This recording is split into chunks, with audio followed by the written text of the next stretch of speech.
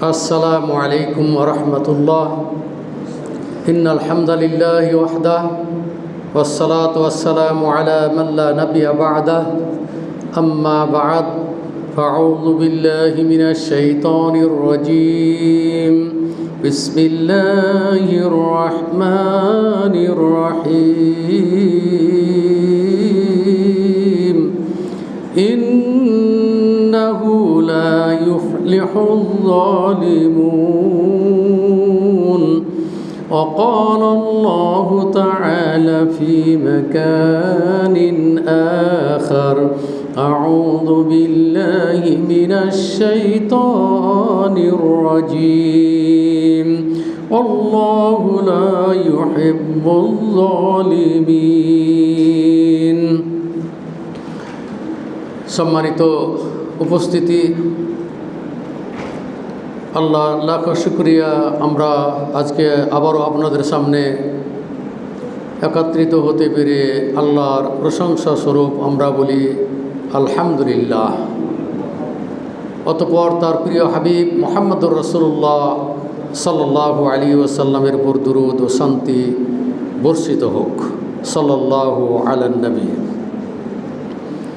আজকের যে বিষয়টি নিয়ে আলোচনা করব সেটি হলো যে জালেমদের উপর দুনিয়াতেই আযাব নেমে আসবে। যারা মানুষের উপর জুলুম করে, যারা মানুষের উপর অত্যাচার করে, এবং ইতোপূর্বে যারা জালেম ছিল তারা যেভাবে জুলুম করে গেছে তাদেরকে আল্লাহ তাআলা কঠিন শাস্তি প্রদান করেছেন এবং তারাকে পুরো তার বাড়িঘর সহ এলাকাকে আল্লাহ তাআলা ধ্বংস করে দিয়েছেন এবং সেখান দিয়ে অতিক্রম করতে এখনও আল্লাহ রাসূল সাল্লাল্লাহু আলাইহি ওয়াসাল্লাম বলছেন যে জাতি যেখানে ধ্বংস হয়েছে, যে এলাকাতে, সেই এলাকাতে দিয়ে সাহাবারা কী করতো, দ্রুত ওখান থেকে অতিক্রম করে চলে যেত। যে পুনরায় যদি আবার সেই শাস্তি যদি চলে আসে, সেই আযাব যদি আবারও অবতীর্ণ হয়, এই ভয়ে আল্লাহ রাসূল সাল্লাল্লাহু আলাইহি ওয়াসাল্লাম বলছেন যখন যেই স্থানে শাস্তিতে তারা ধ্বংস হয়েছে সেই এলাকাতে অতিক্রম করলে দ্রুত সেই জায়গা ত্যাগ করতে হবে। এটা আল্লাহ রাসূল সাল্লাল্লাহু আলাইহি ওয়াসাল্লাম বলেছেন। এটি বুখারীর হাদিস। আল্লাহ তাআলা পাকড়াও, যেটা আল্লাহ তাআলা যখন ধরে তখন আর ছাড়েন না। আল্লাহ তাআলা ঢিল দিয়ে থাকেন, ঢিল দিতে দিতে দিতে তখন যদি পাকড়াও করে তাহলে ওই পাকড়াও হবে কি সবচাইতে কঠিন পাকড়াও। যেমন আবু মুসা আশআরী রাদিয়াল্লাহু তাআলা আনহু বলছেন যে আল্লাহ কিছু মানুষকে অবসর দেয়, তাদেরকে সুযোগ করে দেয়। তারপরে সে পাপ কাজ করতে থাকে, মানুষের উপর জুলুম অত্যাচার করতেই থাকে। পরিশেষে আল্লাহ তাআলার পাকড়াও যেটি, ধরা যেটি, সেটা কঠিনভাবে আল্লাহ তাআলা পাকড়াও করবেন এবং সেই পাকড়াওর কারণে তাকে জাহান্নামকে ভোগ করতে হবে। এটি বুখারী বর্ণিত হাদিস। বুখারী হাদিস নাম্বার হচ্ছে 86 নম্বর হাদিস। এরপরে আল্লাহ তাআলা সূরা হুদের 102 নম্বর আয়াতে আল্লাহ তাআলা বলতেছেন, ওয়াকাযালিকা আখযু রাব্বিকা ইযা আখাযাল কুরা ওয়া হিয়া যালিমাতুন ইন্না আখযাহু আলীমুন শাদীদ। আল্লাহ তাআলা বলছেন এইভাবেই তোমাদের রবের পাকড়াও যেটি, সেটি হচ্ছে যে এমন এক জনপদের অধিবাসীরা যারা জুলুম করেছে মানুষের উপর, যারা অত্যাচার করেছে, আল্লাহ তাআলা তাদেরকে যখন ধরবেন, কিভাবে ধরবেন? ইন্না আখযাহু আলীমুন শাদীদ। আল্লাহ তাআলার ধরাটা, আল্লাহ তাআলা পাকড়াও করাটা বড় যন্ত্রণাদায়ক, বড় কঠিন। এটি হলো সূরা হুদের 102 নম্বর আয়াত। এরপরে যারা জালেম, যারা অত্যাচারী, আল্লাহ তাআলা এই জালেমদেরকে কিন্তু কোনো সময় ভালোবাসেন না। এদেরকে আল্লাহ তাআলা ঘৃণা করেন।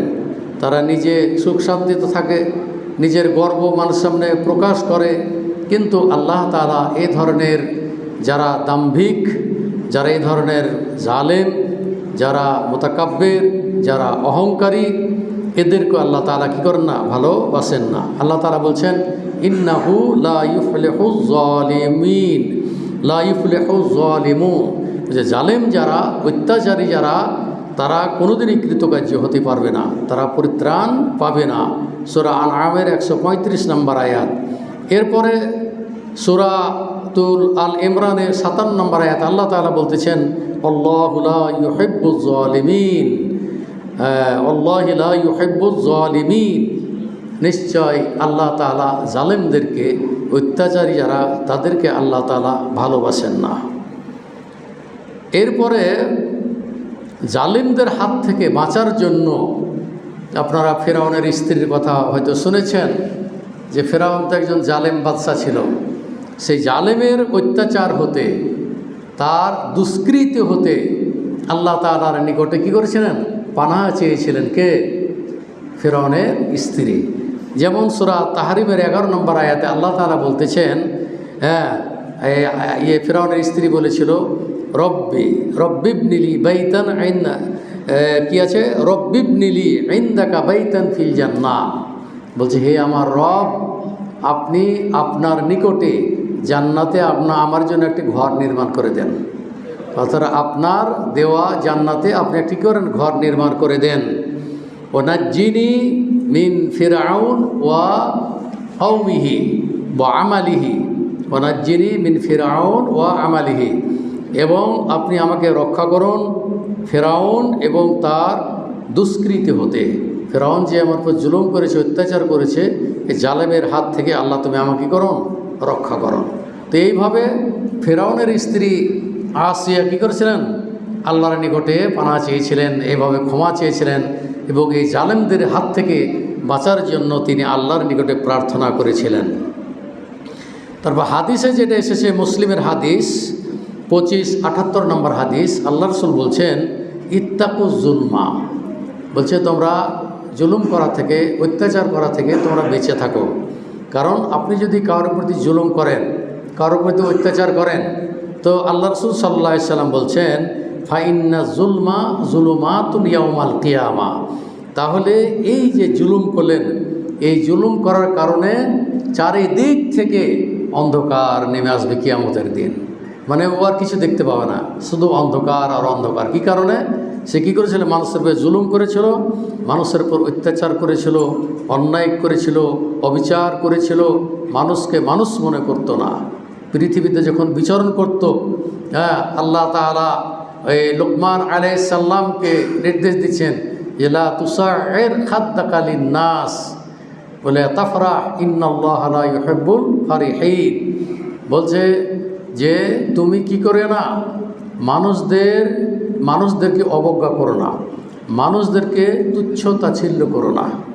লা তুসাইর খাদ্দাকা লিন-নাস, কারণ যে আল্লাহ তাআলা যারা অহংকারী, যারা কী করে গর্ব করে, আল্লাহ তাআলা তাদেরকে ভালোবাসেন না।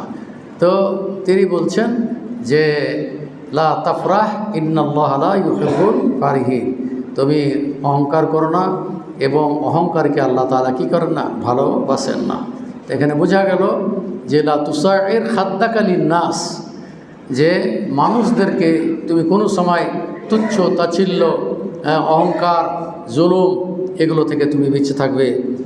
তার ছেলেকে তিনি নির্দেশ দিয়েছেন, লুকমান আলাইহিস সালাম। তো সূরা লুকমানের 18 নম্বর আয়াত।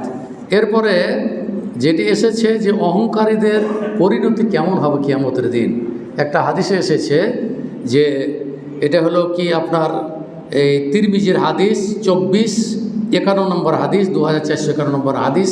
আল্লাহ রাসূল সাল্লাল্লাহু আলাইহি সাল্লাম বলছেন, ইউহশারুল মুতাকাব্বিরুনা ইয়াউমাল কিয়ামা, যে কিয়ামতের দিন অহংকারী যারা, তাদেরকে একত্রিত করা হবে। আল্লাহ রাসূল সাল্লাল্লাহু আলাইহি সাল্লাম বলছেন, যারা অহংকারী, যারা দাম্ভিক, তাদেরকে কিয়ামতের দিন কী করা হবে? একত্রিত করা হবে। এবং আল্লাহ রাসূল সাল্লাল্লাহু আলাইহি ওয়াসাল্লাম বলছেন যে তাদের চেহারা হবে কেমন কিয়ামতের দিন? আমসালা যাররে ফি সুওয়ারির রিজাল, বলছে মানুষের আকৃতি হবে কিন্তু পিপিলেকার মতন, তাদের কি হবে? শরীর বডি হবে পিপিলেকার মতন। তাহলে যারা অহংকারী, তারা কি দাম্ভিক, মানুষের পাশ দিয়ে তারা হাঁটলে তারা কেউ তাদের দাম্ভিকতা তারা প্রকাশ করত, তারা যে মই কি হুনরে, আমি কি হয়ে গেছি, এই ধরনের ভাব দেখাতো, এবং রাস্তায় তারা এইভাবেই কী করতো? চলাফেরা করতো, গরিব মানুষকে মানে মানুষই মনে করতো না। যারা দরিদ্র শ্রেণীর লোক তারাকে কোনো সময় ভালো চোখে দেখতো না। তো তাদের অবস্থাটা কেমন হবে দেখেন, এর বদলাটা কেমন। আল্লাহ রাসূল সাল্লাল্লাহু আলাইহি সাল্লাম বলছেন, ইউহশারুল মুতাকাব্বিরুনা ইয়াওমাল কিয়ামা আমসালায যাররি ফি সুওয়ারির রিজাল। মানুষের আকৃতি হবে বটে, কিন্তু তাদের বডিগুলো হবে কার মতো? পিপিলিকার মতো। পিপিলিকা দেখতে, কিন্তু বডিটা, চেহারা, চোখ এটা কার মতো হবে? মানুষের মতো হবে। তাহলে কি অবস্থাটা অহংকারীদের। তারপর হচ্ছে ওয়া ইউসকাউনা, এরপরে বলছে ওয়া তাকশাহুম আযুল্লু মিন কুল্লি মাকান, চারিদিক থেকে লাঞ্ছনা আর ভঞ্জনা তাকে ঘিরে ফেলবে, সে আর শান্তি পাবে না। তারপর কি হবে? ওয়া ইউসকাউনা ইলা, বলা হচ্ছে সিজনে জাহান্নাম, তারপরে জাহান্নামের জেলখানার দিকে তাদেরকে হাঁকিয়ে নিয়ে যাওয়া হবে। তারপরে বলা হচ্ছে তাদেরকে পানি পান করা হবে কিভাবে? যখন পিপাসিত হবে, তো বলছে যারা জাহান্নামী তাদের শরীর হতে নির্গত রক্ত পুঁজ যেগুলো বের হয় তাদের হবে সেগুলো খাদ্য। দেখুন কত বড় মানে অপমানজনক ব্যাপার, কত বড় তাদের কি ঘৃণিত খাদ্য, এবং তাদের আকৃতি হবে পিপিলিকার মতো। তাদের অহংকারের কারণে আল্লাহ তাআলা তারা আকৃতিটাকে পিপিলিকার মতো করে দেবে। তবে মানুষ হিসাবে মানুষের চেহারা আকৃতি ঠিকই থাকবে, তবে তার বডি চলাফেরা পিপিলিকার মতো হবে। সুবহানাল্লাহ, আল্লাহ কি না করতে পারে। তো এইভাবে অহংকারীদেরকে আল্লাহ তাআলা কী করবেন? শাস্তি দেবেন। আপনারা জানেন যে আমাদের মাঝে যারা এই সম্পদশালী লোক, যাদের বহু টাকা পয়সা আছে, টাকা পয়সার কারোর হিসাবই নাই, এমনও টাকা পয়সা আছে মানুষের। শুনলাম আমাদের একজন মসজিদের মুসল্লি, আমাকে চেনেন উনি, এখানে খুতবাও শুনেছেন, এখন আসতে পারেন না, স্টপ করেছেন। তো ধনীদের অবস্থা দেখুন কেমন। তার ছেলের সাথে বিবাহ হয়েছে, তো তার শ্বশুরের অবস্থা মানে 300 বিঘার বাগানই আছে, এক একটা বাগান 300 বিঘার, আরও তো জমি জায়গা টাকা পয়সা আছে। তো ছেলেটাও ওদের তুলনায় গরিব, কিন্তু তারপরও ধনী মানুষ, একেবারে গরিব না। সে ছেলেটা বিদেশ থেকে 12 ভরি স্বর্ণ এসে বিবাহ করলো। বিবাহ করার পরে ছেলের সাথে আর মিশল না, এখন ওখান থেকে ডিভোর্স পাঠিয়ে দিয়েছে। তো বলছে এখন আমাকে ওরা দিতে চাইলো যে 12 ভরি স্বর্ণ এবং 17 লক্ষ টাকা তারা ফেরত দিবে। তো যেহেতু আমার মেয়ে না আমার ছেলে যেহেতু ছাড়বে না, ওরা এটা ছাড়িয়ে দেবে, এটা খোলা তালাক। তো আমাকে বলছে ভাই কি করতে পারি, এর শরীয়তের বিধান কি? কালকের কথা, এর বিধান কি? তো এর বিধান হচ্ছে যে যদি স্ত্রী যদি ভাত না খায়, তাহলে স্বামী যে মোহর দিয়েছে, এটা শরীয়তের কথা বলছি, সেই মোহর কী করতে ফেরত দিতে হবে, এটা হলো শরীয়তের বিধান। কিন্তু আমাদের মানব রচিত আইন যেটা আছে পদ্ধতি, সেটা কিন্তু মেয়ে কিন্তু ও মোহর পাবে, ও মোহর ফিরিয়ে না তো দূরের কথা, মানে ও মোহর পাবে। স্বামী যদি বলে আমি মোহর দেবো না, না স্বামীকে মোহর ফেরত দিতে হবে স্ত্রীকে, যদি খোলা তালাক করে, স্ত্রীর পক্ষ যদি তালাক হয়, তো এটা স্ত্রীর পক্ষ থেকে হচ্ছে, সুতরাং স্বামী এটা মোহর ফেরত পাবে, এটা হলো শরীয়তের বিধান। কিন্তু আইন বলছে যে না, স্ত্রীকে মোহর দিতে হবে, ফেরত পাবে না। এটা হলো কি মানব রচিত পদ্ধতি। তো আমি বললাম যে ভাই আপনি চেয়েছেন, ওরা দিতেও চেয়েছিল, কিন্তু যেহেতু দিচ্ছে না, আপনি আইনেরও আশ্রয় নিতে পারবেন না, কারণ আইন আপনার উল্টো পথে আছে। তো তাহলে কিয়ামতের দিন পাবো? অবশ্যই পাবেন, আপনার হক সেটা তো আপনি পাবেন। আয়াতে কুল্লাজি হাক্কিন হাক্কাহু, যার যেটা প্রাপ্য সে তাকে দিতেই হবে, যদি না দেয় আল্লাহ তাআলা সেটার ব্যবস্থা করে দেবেন। তো দেখুন আমি যে বলতে চাইছিলাম ধনী, তো এই যে ধনীর যে অবস্থা, ধনী মানুষরা মানে কি করে, কিয়ামতের দিন এদের অবস্থা হবে খুবই ভয়াবহ। তো কারণ এত ধনাঢ্য ব্যক্তি ছিল, এটা হলো মূসার কওমের একটা গোত্রের লোকই। তো ফাবাগা আলাইহিম, এই কারণ কী করত, তার সম্প্রদায়ের উপরে অত্যন্ত জুলুম করত, অত্যাচার করত, নির্মমভাবে তাদেরকে কী করত, মানে হত্যাযজ্ঞ চালাইত।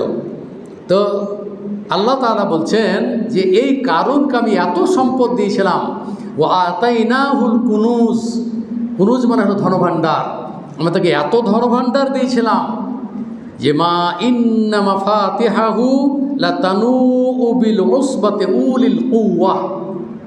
সূরা কাসাসের ৭৬ নম্বর আয়াত আপনারা পড়ে দেখুন যে একদল শক্তিশালী লোকদের পক্ষে সেই ধনভাণ্ডারের চাবি বহন করা তাদের জন্য কষ্টসাধ্য হয়ে যেত। তাহলে কত সম্পদ, কত ধনভাণ্ডারের মালিক, যে চাবিগুলো বহন করতে একদল শক্তিশালী লোক, তারা কী করতো, চাবিগুলো বহন করতে তাদেরকে তো কঠিন হয়ে যাবে, কষ্টসাধ্য হতো। তো এরকম ধনী ছিল। তারপরও আল্লাহ তাআলা না, তার কমের লোকেরা তাকে বলেছিল ইসকাল আলাহু কওমুহু লা তাফরাহ, তার গোত্রের লোকেরা বলেছিল যে আপনি অহংকার করিয়েন না, আপনি দাম্ভিকতা প্রকাশ করিয়েন না।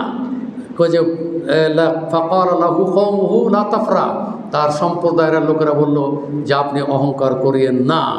ইন্নাল্লাহা লা ইউহিব্বুল ফারিহিন, আল্লাহ তাআলা দাম্ভিক, যারা অহংকারী, আল্লাহ তাআলা তাদেরকে কি ভালোবাসেন না। সূরা কাসাসের কত নম্বর আয়াত বললাম? ৭৬ নম্বর আয়াত। এরপরে আপনি খুবই শক্তিশালী, আপনি এত শক্তিশালী যে আপনার মোকাবেলাতে যে সমস্ত আছে তারা দুর্বল শ্রেণীর লোক, আপনার বদলা তারা নিতে পারবে না। কিন্তু শক্তিশালী ওই লোককে বলা হয়েছে যে লোক রাগের সময় কী করে, তার রাগটাকে কী করতে পারে, সে কন্ট্রোল করতে পারে, সংবরণ করতে পারে। তা আল্লাহ রাসূল সাল্লাল্লাহু আলাইহি ওয়াসাল্লাম বলছেন লাইসা শাদীদু বিসুরআহ, বলছে যে কুস্তির মাধ্যমে কাউকে ফেলে দেওয়া, কাকে পেট ছিঁড়ে ফেলে দেওয়া, এটা আসলে শক্তিশালী নয়।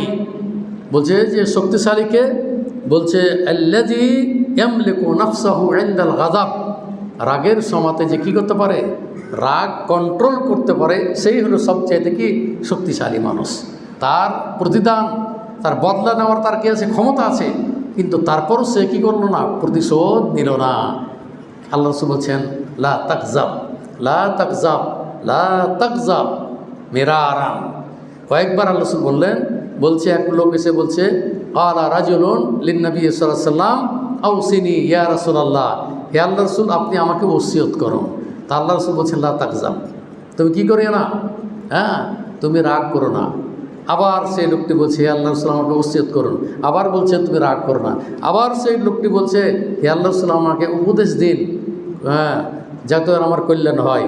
আল্লাহ রাসূল সাল্লাল্লাহু আলাইহি ওয়াসাল্লাম বলছে লা তাকযাব, 3 বার বললেন। তার কারণ যে মানুষের যখন রাগ হয়ে যায় তখন হিতাহিত জ্ঞান তখন কী হয়ে যায়, লোপ পায়। যার কারণে স্বামী স্ত্রীতে বিশেষ করে যখন ঝগড়া লাগে তখন শয়তান এখানে হয় তৃতীয় পক্ষ দিয়ে এমনই দুর্ঘটনা ঘটিয়ে দেয় যে তালাক পর্যন্ত দেয়ই ছাড়বে ওকে। তো এই জন্য আপনি ক্ষমতা আছে, আপনার স্ত্রী আপনার অধীনে আছে, কিন্তু রাগের সময়তে রাগ হতেই পারে, রাগের সময়তে আপনার রাগটাকে সংবরণ করবেন। দেখবেন যে এখন তর্ক বিতর্ক চলছে, এক পর্যায়ে আপনাকে কী করতে হবে, এই রাগটাকে সংবরণ করতে হবে, আউযু বিল্লাহি মিনাশ শাইতানির রাজিম বলে ওখান থেকে সরে যেতে হবে, বিছানায় গিয়ে শুয়ে যেতে হবে। তাহলে ওখানে গণ্ডগোল থেকে বেঁচে যাবেন এবং তালাকের যে বিধানটা সেটা এখানে কি প্রয়োগ থেকে আপনি বেঁচে গেলেন। এই যার কারণে আপনাকে ধৈর্য ধারণ করতে হবে। ফাসবির সবরান জামিলা, উত্তম ধৈর্য ধারণ করায় বুদ্ধিমানের কাজ। আপনি আপনার স্ত্রীর তুলনায় আপনি শক্তিশালী, আপনার ক্ষমতা আছে, আপনার হাতে টাকা পয়সা আছে, স্ত্রী দুর্বল আপনার নিকটে, অতএব তার উপর জুলুম অত্যাচার কোনো ক্ষেত্রেই করা যাবে না। প্রতিবেশীর সাথেও সদাচরণ করতে হবে, তাদের সাথে ভালো আচরণ করতে হবে। তারা দরিদ্র মানুষ, আপনি ধনী মানুষ, যতটুকু সহায়তা করা দরকার আপনি তাদের পাশে দাঁড়াবেন। তো যে বলছিলাম যে এই লোকটি এত ধনী মানুষ ছিল, এই অহংকার করার কারণে মানুষের উপরে জুলুম, বাগা আলাইহিম শব্দ এসে আই জলম আলাইহিম, তাদের উপর জুলুম করেছিল, অত্যাচার করেছিল, যার কারণে আল্লাহ তাআলা বলছে ফাখাসাফনা বিহি ওয়া বিদারিহিল আরদা। সূরা কাসাসের ৭৬ বললাম, এটা হলো ৮১ নম্বর আয়াত। ফাখাসাফনা বিহি ওয়া বিদারিহিল আরদা, আমি তাকে তো ধ্বংস করে দিয়েছি, জমিনে তাকে ধসিয়ে দিয়েছি, কিন্তু তার প্রাসাদকেও আমি কি করেছি, জমির মধ্যে ধ্বংস করে দিয়েছি। তাহলে কি থাকলো, সে টাকা পয়সার কারণে বহু টাকার মালিক, প্রাসাদ তৈরি করেছিল, বালাখানা তৈরি করেছিল, অনেক কিছু করেছিল। মানুষের উপর জুলুম করার কারণে আল্লাহ তাআলা তার ঘর বাড়ি, তার প্রাসাদকে আল্লাহ তাআলা কী করলেন, নিমজ্জিত করে তাকে ধ্বংস করে দিলেন, মাটির নিচে আল্লাহ তাআলা পুঁতে দিলেন। তাহলে এইভাবে জানেন যে ফিরআউন কি করেছিল, জুলুম করেছিল, অত্যাচার করেছিল, এবং কি সে আল্লাহ বলে দাবি করেছিল। আনা রব্বুকুমুল আলা, সূরা নাজিয়াত আছে, আনা রব্বুকুমুল আলা, আমি হলাম তোমাদের সবচেয়ে বড় রব, এই বলে সে দাবি করেছিল। কিন্তু পরিশেষে কি করলো, যখন মুসার কওমের উপর যখন জুলুম অত্যাচার যখন করতে আরম্ভ করলো, তখন আল্লাহ তাআলা এই জাতিকে, অহংকারকে কীভাবে ধ্বংস করছেন এটা আপনারা ইতিহাস পড়েছেন, সেই ইতিহাসের দিকে আমি যাচ্ছি না। ওয়াইজ নাজ্জাইনাকুম মিন আলি ফিরআউনা ইয়াসুমুনা সুআল আযাব ইউযাব্বিহুনা আবনাআকুম ওয়া ইস্তাহইউনা নিসাআকুম, সূরা বাকারার 49 নম্বর আয়াত। আল্লাহ তাআলা বলছেন যে আমি এইভাবে মূসাকে কী করেছিলাম, নাজাত দিয়েছিলাম ফেরাউনের কবল থেকে। এবং ফেরাউন তারা কি করত, তারা তাদেরকে, মূসার কওমদেরকে কঠিনভাবে তারা শাস্তি দিত এবং তাদের পুত্র সন্তানদেরকে তারা জবে করে ফেলত। ওয়াইয়াস্তাহইউনা নিসাআকুম, এবং নারীদেরকে তারা জুলুম করত, না নারীদেরকে তারা বাঁচিয়ে রাখত, তারাকে ব্যবহার করার জন্য তাদেরকে তো বাঁচিয়ে রাখত, কিন্তু সন্তানদেরকে, পুরুষ লোকদেরকে তারা হত্যা করেছিল, তাদের প্রতি অত্যাচার করেছিল, জুলুম করেছিল। কিন্তু আল্লাহ তাআলা সূরা বাকারার 50 নম্বর আয়াতে বলছেন, ওয়াইজ ফারাকনা বিকুমুল বাহরা ফাআনজাইনাকুম ওয়া আগরাকনা আলা ফিরআউনা ওয়া আনতুম তানজুরুন। মূসা এবং তার কওমকে বলছে, তোমরা তো দেখেছো যে তোমাদেরকে, ফিরআউনকে কীভাবে আমি ডুবিয়ে দিলাম, নদী পার হতে কী করলাম, আমি রাস্তা করে দিলাম যে তারা যেন চলে যায়। রাস্তা যখন কী হলো, যখন এই কি সাগরকে যখন দ্বিখণ্ডিত করা হলো, পানি থেমে গেল, প্রাচীরের মতো দুই দিকে পানি থেমে গেল, রাস্তা হয়ে গেল। এই রাস্তা দিয়ে যখন ফেরাউন এবং তার সদলবল নিয়ে যখন পার হচ্ছিল, যখন মাঝামাঝি গিয়েছিল, তা আল্লাহ তাআলা বলছেন, ও আগরাকনা আলা ফিরআউন, আমি ফিরআউনের বংশধরকে আমি ডুবিয়ে দিয়েছিলাম, ও আনতুম তানজুরুন, এবং তোমরা সেটা স্বচক্ষে অবলোকন করেছিলে, তোমরা দেখেছিলে, তোমাদেরকে আল্লাহ তাআলা কি বাঁচিয়ে দিলেন। তাহলে দেখুন ফেরাউন কত অহংকারী ছিল, আল্লাহ বলে, রব বলে দাবি করেছিল, কিন্তু আল্লাহ তাআলা এটাকে বরদাস্ত করলেন না, সেই কওমকে নিশ্চিহ্ন করে দিল, এবং কওমে মূসার কওমকে আল্লাহ তাআলা কী করলেন, রক্ষা করে দিলেন। তাহলে এই যে আপনার কি বলা হয়, এই অহংকারীর বা জালেমদের যে পরিণতি, এইভাবে কোরআনে বহু আয়াত নাজিল হয়েছে, বহু হাদিস বর্ণিত হয়েছে। ইনশাআল্লাহ পরবর্তী আবার আলোচনা করব। আল্লাহ আপনাদের জন্য দোয়া করি। আপনারা দার্স শুনতে আসছেন, যতটুকু পারছেন আপনাদের উপকার হচ্ছে, শুনছেন, হাদিস কোরআন জানছেন, এগুলো জানার তো সুযোগ হয় না। এখানে আসার ফলে এই যে কোরআন আয়াতগুলি, হাদিসগুলো শুনলেন, জালেম যারা অত্যাচারী তাদের পরিণতি কী ঘটেছিল আপনারা সেটা শুনলেন, এবং তাদের ধন সম্পদের অহংকার করার কারণে আল্লাহ তাআলা তাদেরকে ধ্বংস করে দিয়েছেন, তাদের প্রাসাদকে আল্লাহ ধ্বংস করে দিয়েছেন। যারা অহংকার ছিল পানিতে ডুবিয়ে আল্লাহ তাআলা তাদেরকে মেরে ফেলেছেন। সুতরাং আল্লাহ এখনও আছেন। ইন্না আখযা রাব্বিকা লাশাদীদ, আল্লাহর পাকড়াও হলো খুবই কঠিন পাকড়াও। অতএব সর্বদাই আমরা আল্লাহকে ভয় করি এবং কোরআন হাদিস অনুযায়ী আমরা আমাদের জীবনটাকে যেন পরিচালনা করতে পারি। আল্লাহ তুমি আমাদেরকে সেই তৌফিক দান করুন, আমিন। ওয়া আখিরু দাওয়ানা আনিল হামদুলিল্লাহি রাব্বিল আলামিন। আসসালামু আলাইকুম ওয়া রাহমাতুল্লাহি ওয়া বারাকাতুহু।